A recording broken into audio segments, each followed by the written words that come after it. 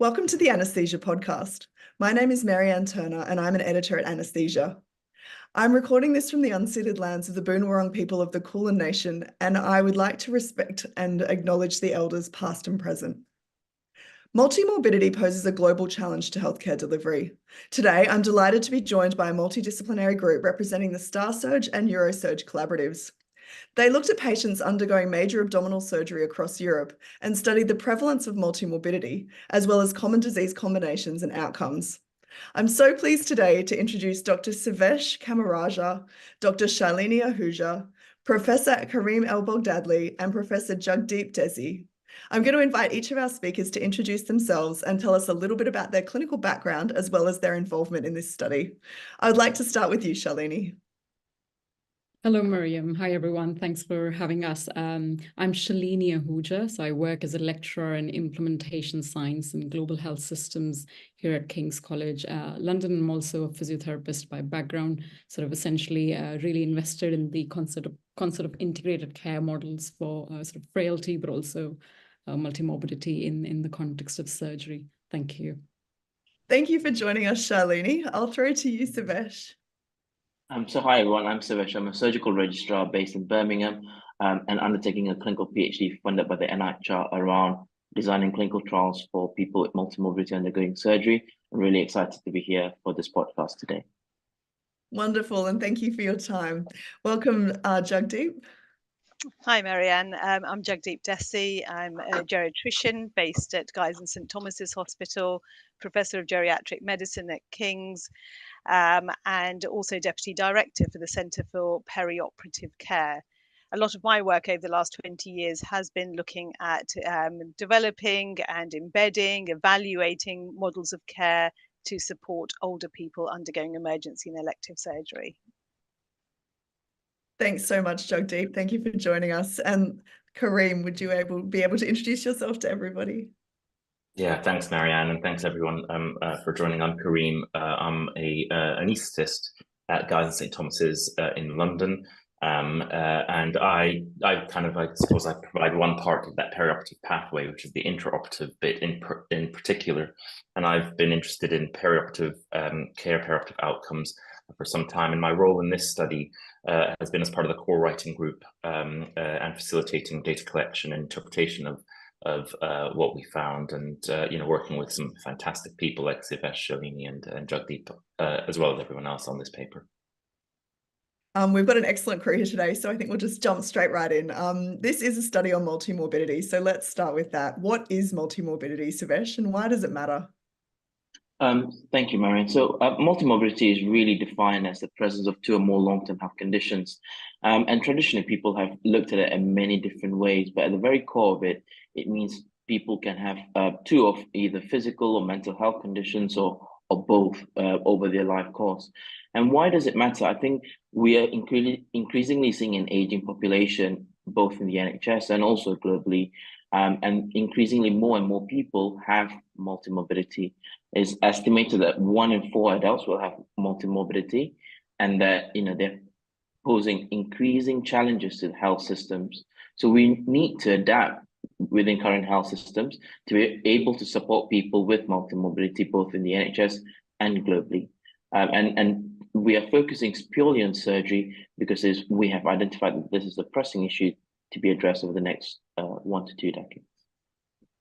Wonderful. Now, I was just wondering if you could, just right at the outset, let's tell our listeners the main points that you found in this paper. Shalini, would you be able to give us an outline? Sure. Yeah, essentially, as just building on to what Sivesh said, this paper primarily was looking at the prevalence of multimorbidity in patients going sort of major abdominal surgery across Europe, and sort of found out that around 50% of the patients that were sort of recruited, which was around 24,000, had multimorbidity. Sort of, it is a finding which sort of kind of also aligns with some of the other studies, and also, in addition, highlights some of the common conditions that were associated, including cancer, I think sort of chronic kidney diseases, diabetes. Also, that multimorbidity was associated with really higher rates of frailty and sort of increased 30-day postoperative mortality. I don't know if Sivesh, do you want to add more sort of nuances from the paper?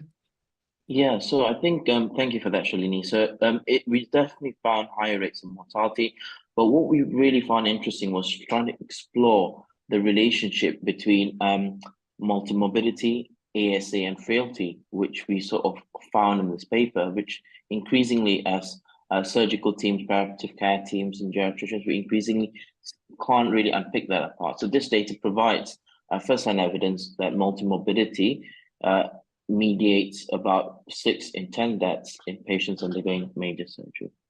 And that is interesting, isn't it, Sivesh? Because of course that kind of links into all of that wider literature around multimorbidity and frailty. And certainly we know from community-based studies and medical inpatient studies as well, that not everybody who's multimorbid is frail, and the same the other way around. So they are distinct syndromes, aren't they? So we know that kind of 7 out of 10 people living with frailty will have multimorbidity, whereas only 3 out of 10 with multimorbidity are frail. And so, and the kind of importance of kind of distinguishing between those syndromes is because, of course, the interventions end up being different as well. So not only do you need to do kind of different tests to be able to identify those different syndromes, but then the interventions that follow are different too. So I think it's really great that this paper is really unpicking that within this specific surgical population. So how did this paper come about? Can you tell us a little bit more about the teamwork and the design of the paper? Yes, thanks, Marianne. So this was a collaborative cohort study, which included 446 hospitals across 29 countries, delivered really from a bottom-up approach of medical students and trainees. This paper came about because we identified that multimorbidity is a really pressing issue. We didn't really have much surgical data from a contemporary cohort of patients and identifying what the risk of mortality is, identifying the relationship between ASA and frailty within those cohort, which has not been unpicked before, and also understanding from a wide cohort of hospitals how much impact does current preoperative assessment impacts on patients with multimorbidity, which is really important to understand if we need to be delivering trials and developing pathways to support these patients better. I think the other key element of this study and this work is just how much work has gone into collecting the data. Now, there's 29 countries across Europe and 450 odd hospitals that had collected data, which is a huge amount of work and a testament to the collaborative nature of it. And as Sivesh kind of alluded to, from medical students upwards across Europe, you know, I've seen the amount of work that it took in our little bubble in one hospital where we led 14 or so medical students to collect those data and report those data. And, you know, you just scale that up beyond one hospital to 450 hospitals, and you realize the amount of effort that's gone into capturing these data. And I think it's a testament to the core leadership team, you know, and Sivesh and the core leadership team to be able to organize such a broad collaborative effort. I think we cannot forget the amount of work that's gone into capturing these data, and the fruits of that are really going to be guiding us on in terms of our perioperative management in the future. And I think that's what we're probably going to be coming on to is, you know, what these data help us to learn and to build on, you know. I think we're consistently seeing just great work coming from this team. It's absolutely wonderful to see. So I think there's so much good work being done by this group of people.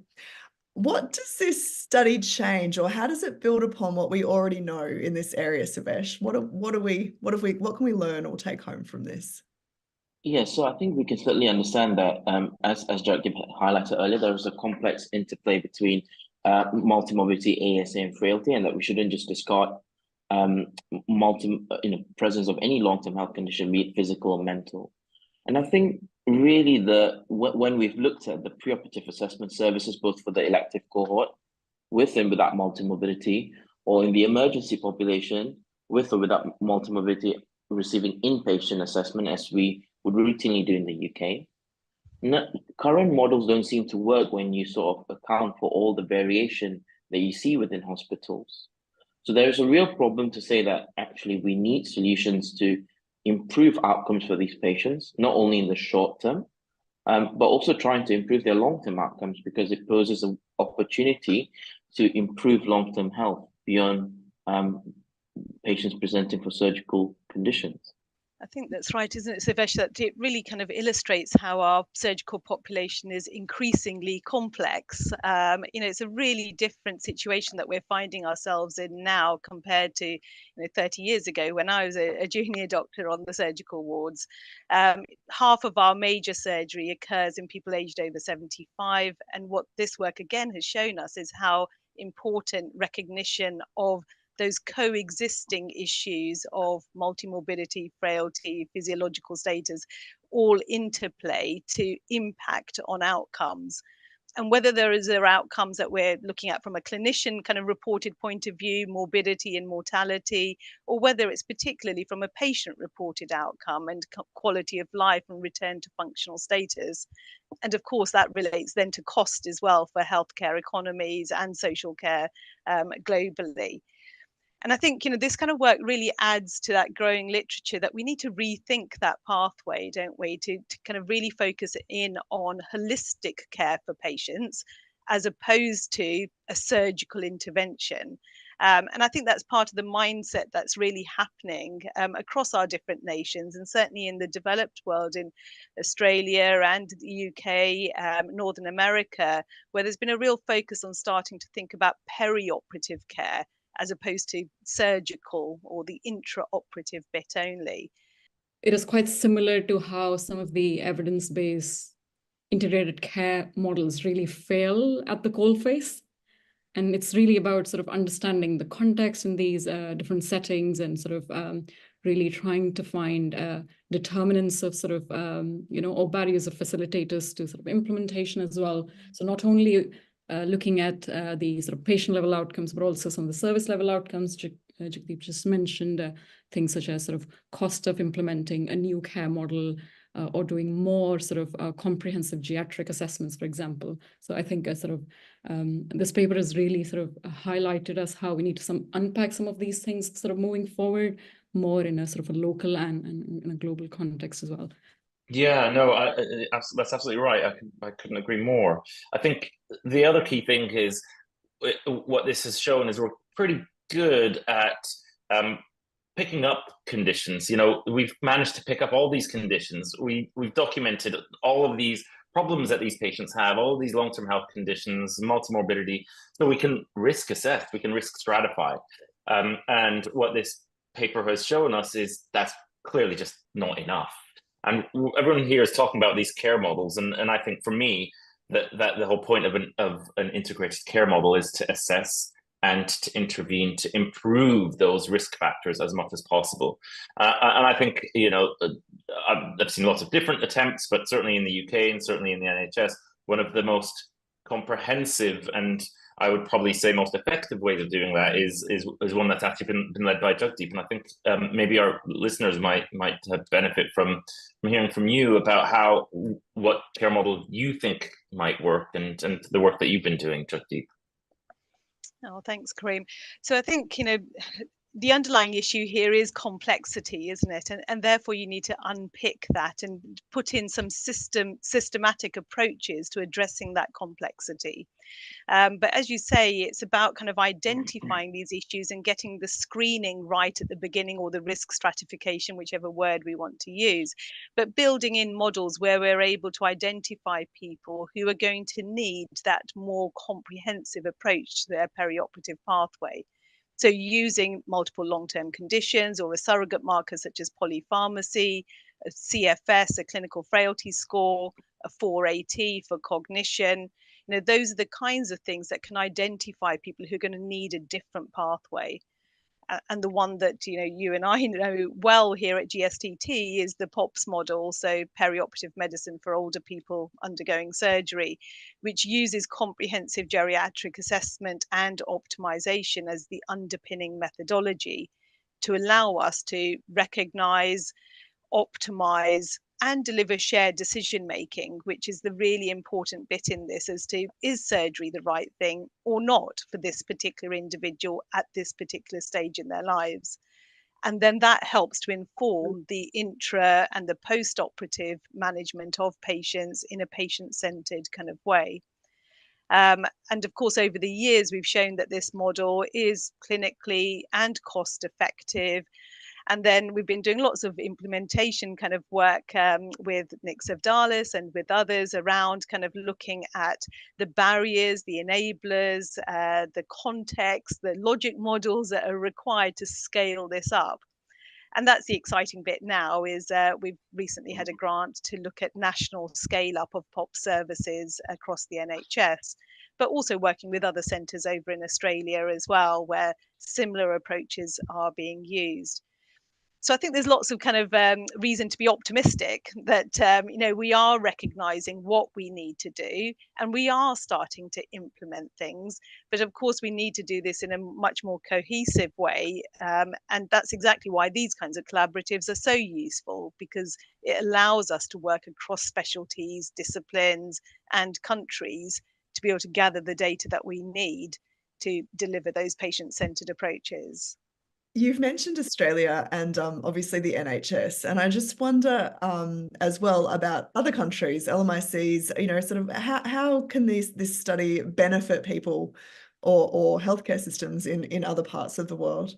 So I think, of course, the models that we're describing at the moment are very much kind of focusing on people, older people living with complexity in kind of countries such as the UK and Australia. The challenges are there, but different in the LMICs. And it doesn't mean that we're not seeing multimorbidity in those countries, but the profile of the multiple long-term conditions seen in those countries is different, as is the age at which that happens. So they will need to be adapted to the local population, the local context, the local healthcare systems. But again, that's some of the work that is made feasible through these kinds of collaboratives, which are international and allow us to unpick some of that nuance across different countries.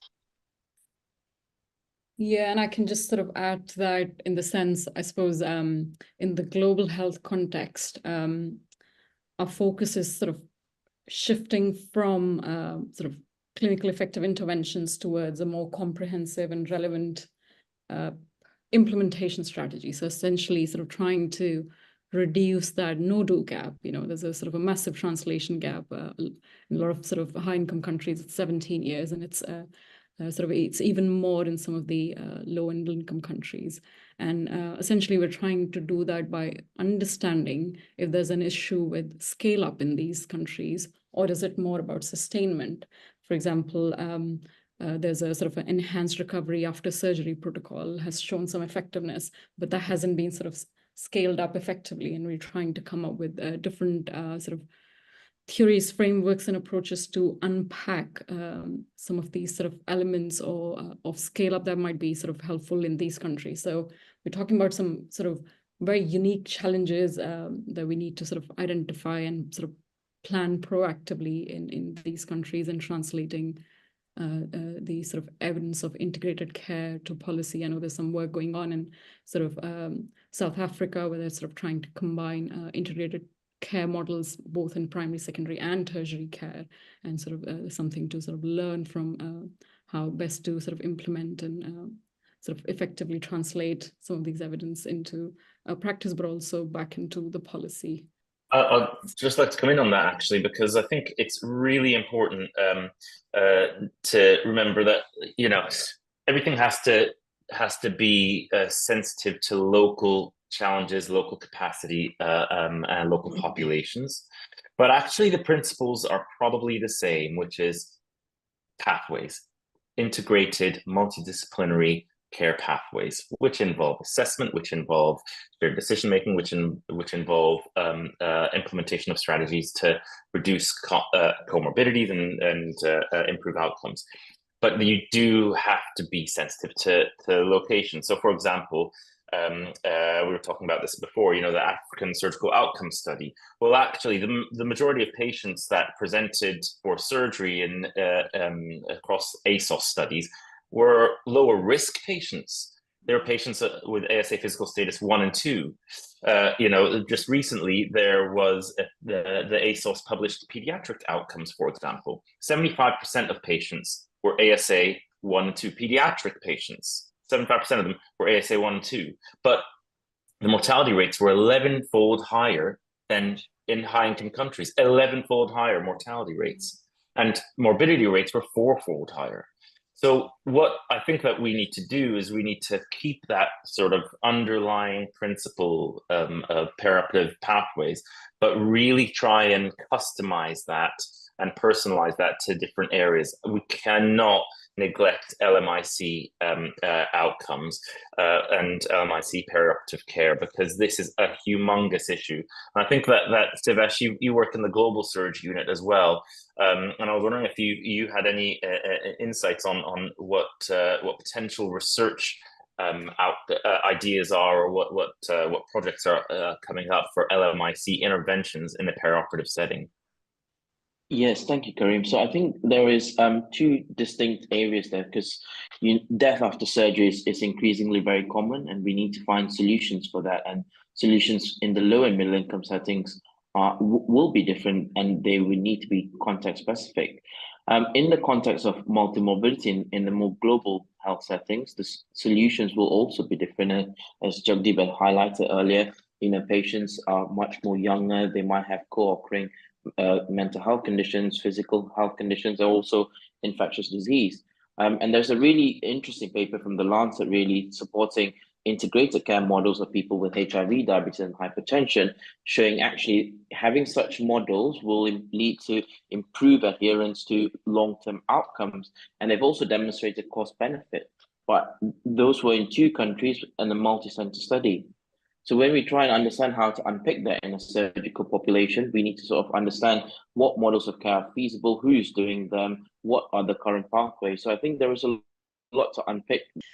And I think that does also highlight, doesn't it, Sivesh, the need for us to think differently about our workforce as well. Because I think, you know, the education and training that's required now to kind of support surgical patients to achieve the outcomes that they want is different to what it was.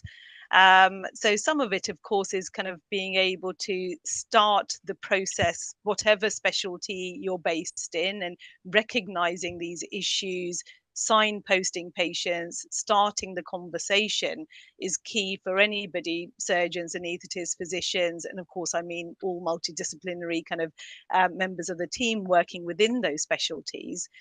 It's also then about recognizing when you need to have help from others, from other specialties, and how to build those collaborative teams that are able to deliver that without feeling territorial about your patch, or feeling that someone else might be coming in on it, or, you know, so it's about kind of putting the patient at the center of it, but for us to be developing education and training resources to support them to be able to do that. And that's some of the work also going on at the Centre for Perioperative Care, following on from some amazing work over in Australia, developing a curriculum for perioperative care, and then looking at implementing that into our education and training programs. So it raises all kinds of issues, doesn't it? It's around the models of care, it's the funding, it's the workforce that's required to deliver it. And of course, there's also patient kind of perspective on things. And you know, a different kind of understanding that's required from patients around that you're not necessarily to be under the surgeon's care. This is a team who are looking after you. Different people will come in at different times, and they'll be responsible for different aspects of your management. So it's got a kind of whole kind of public awareness kind of aspect as well that we need to consider. Yeah, can I just add on what Jagdeep said on sort of integrated care to the patient, obviously sort of designed interventions being sort of designed and co-developed by our patients and service users group, and sort of also ensuring there's sort of diversity both at the design stage, but also sort of at the implementation side. The other thing I really wanted to add, and it just sort of occurred to me when Jagdeep was saying, is integration is really a complex, integrated care is a complex sort of term.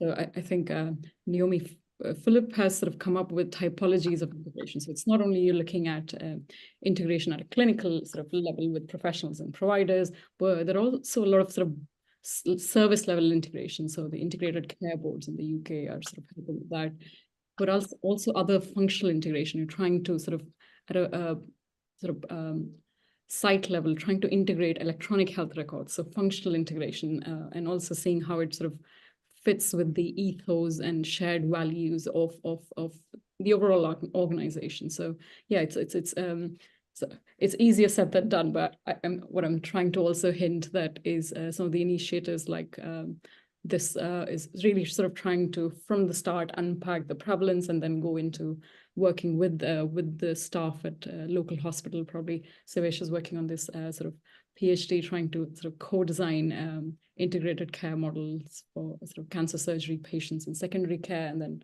we'll learn more about bespoke implementation sort of packages of strategies that potentially could sort of have benefits for NHS-wide or sort of wider scale up and sustainment. But yeah, some really sort of helpful points for us to reflect upon. Now, I'm getting the feeling that the four of you could talk about this for hours and hours, but our time today has come to an end.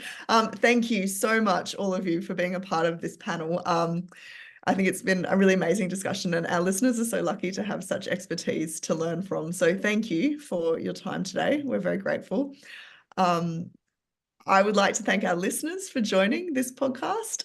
This paper, if you want to have a quick read or a really long in-depth read, it can be found free for a week from today on the Anesthesia Journal website. Please join us over at X, where the paper will be tweeted and no doubt discussed by our online Med Twitter community. We love correspondence, so if you have any thoughts about the paper, please submit them to us for publication. So thanks again, everyone, and we hope all of our listeners can join us again.